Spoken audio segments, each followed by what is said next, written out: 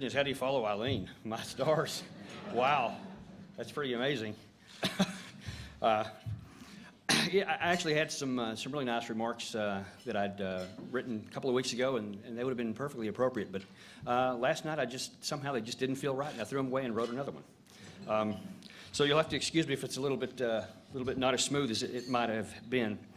But last week, toward the end of the week, there was a couple of articles I read online in the news. One was in the National Journal with the title of "In Nothing We Trust," with a subhead of "Americans are losing faith in the institutions that made this country great." And then there was a second one on Friday by Peggy Noonan in the Wall Street Journal titled "America's Crisis of Character." And in this article, she's listing a number of things that have happened in the past week, as she notes, by Americans across the United States and even abroad and whatnot, that really is, some of them are very egregious and troubling. And after the dialoguing or noting a number of these things, she says, I think more and more people are worried about the American character, who we are and what kind of adults we're raising. In isolation, these stories may sound like the usual sins and scandals, but in the aggregate, they seem something more disturbing, something laden with implications, don't they? And again, these are just from the past week. The leveling or deterioration of public behavior has got to be worrying people who have enough years on them to judge with some perspective. Something seems to be going terribly wrong. And indeed, I think there is something that's going wrong. And one of the key problems, in my opinion, is that we as a society have come to accept the notion that the truth is negotiable.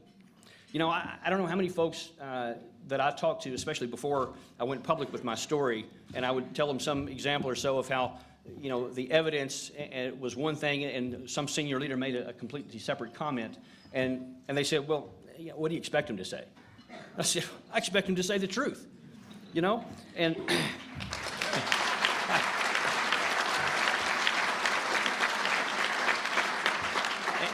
And let me just tell you, I love this great republic of ours. I mean, I absolutely love the values, the ideals, the lofty principles upon which our country was founded. But ladies and gentlemen, I submit to you that a deep and abiding love for your country does not mean that you turn a blind eye and go silent when you see something wrong.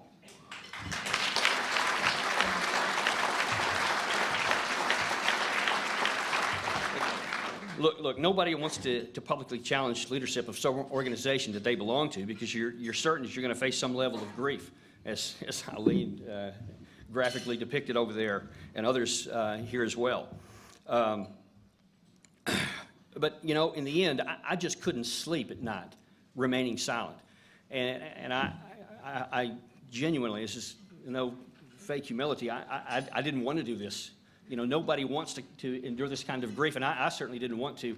But I just could not sleep with myself at night, knowing that I'm going to say, all right, I know these things, I have some knowledge, but, you know, what's the chances of it succeeding? I projected they would be very low, that I'm going to change national war policy kind of a thing. But to say, all right, in that case, I'm just going to be quiet, I'm going to finish out my career, maybe I'll write a book or something after that, but I'm not going to take any risk that, you know, someone might yell at me, or that my career might be damaged or so. While every day, through the next 2 fighting seasons especially, American soldiers, men and women in uniform, are going to go outside that wire every day, and they're going to risk their physical life. How could I remain silent while they risk their physical life every day?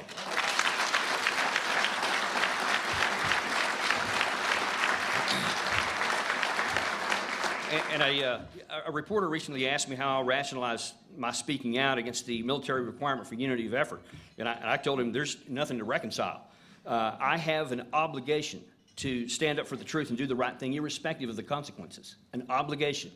And in my view, everybody in uniform does. Part of the Army 7 values says that it requires me to bear true faith and allegiance to the United States Constitution, to the Army, to your unit, and to other soldiers. And in regards to integrity, it says, do what's right, legally and morally. Truth-telling and duty and dedication to duty are synonymous. There's nothing to reconcile. But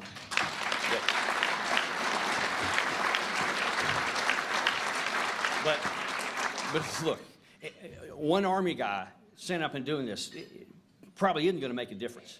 And I'd even go so far as to say, you know, the other folks that are being recognized here today, you know, just one of us, just this handful of folks, it's not enough.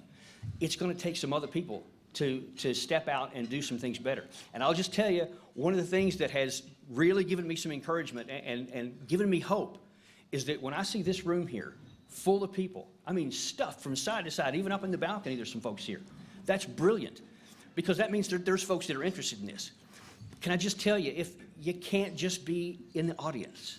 I mean, I appreciate you, clapping for us, and I appreciate you being part of what's, and honoring what we do. I mean, it truly is appreciative. But, if you really want to honor us, I need you to step out a little bit. Randy said a little bit.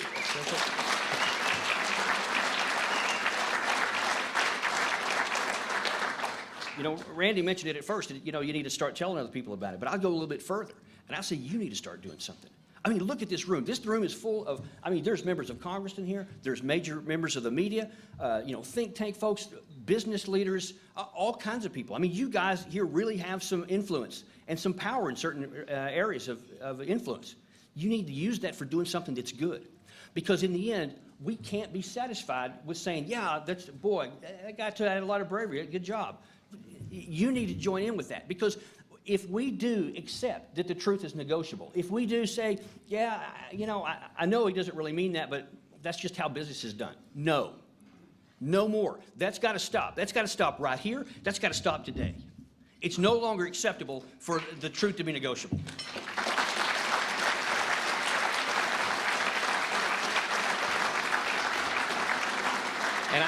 And I would, in closing, I would ask you, not the audience, but you as an individual, not you guys, but you as an individual.